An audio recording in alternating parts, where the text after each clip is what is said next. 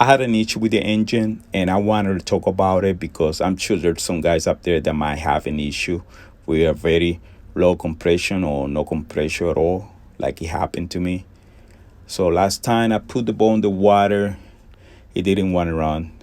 I finally get it running, and while I was on the way, I realized I had a misfire. I shut it off, and it didn't start back up, so I got stranded on the water.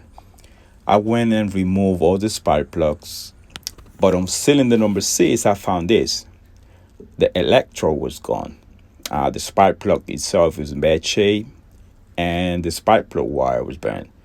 A good indication that the cylinder overheated.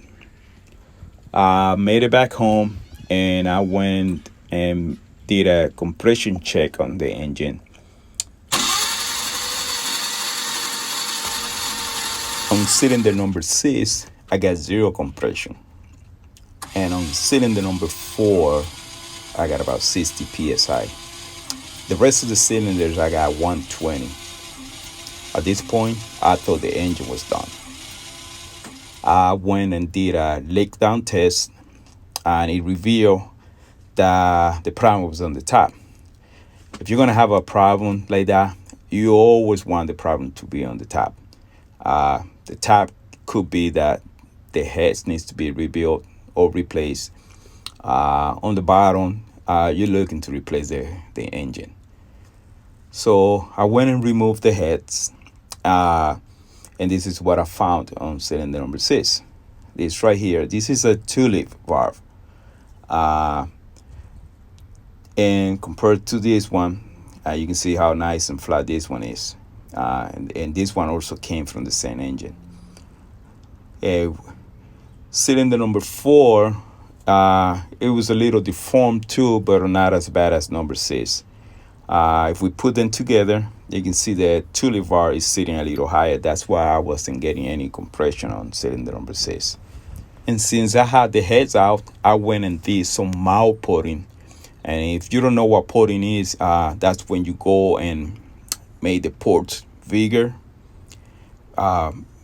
make them smooth, and polish them. So more air can flow, and it can flow smoother.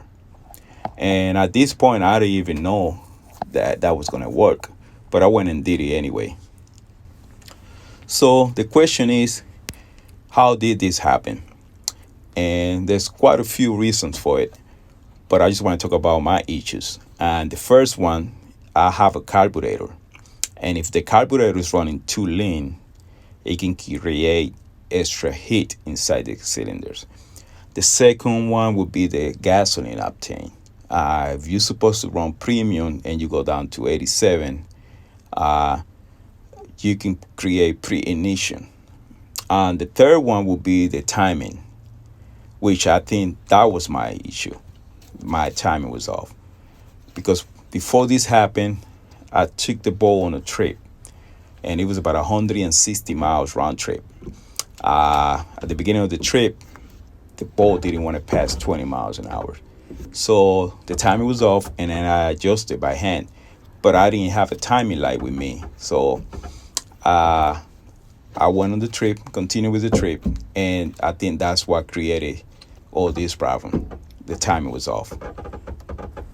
So going back to the heads, I went and inspected the heads, and the valve seats were fine. Everything looked fine. So I replaced all the valve and put it together, and I was ready for a second compression check.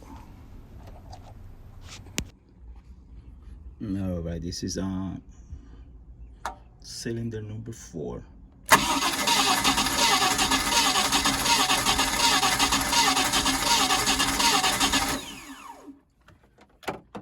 Yeah, 150.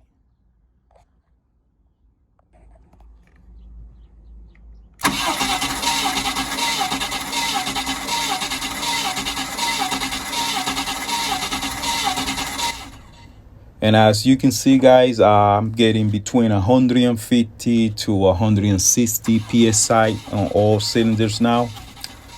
So I hope that helps, guys. If you are having an issue like this, don't give up. Do some tests. The total cost for this fix was around $200. I'm not done yet. I still have one more test to do, and that is to put it on the water.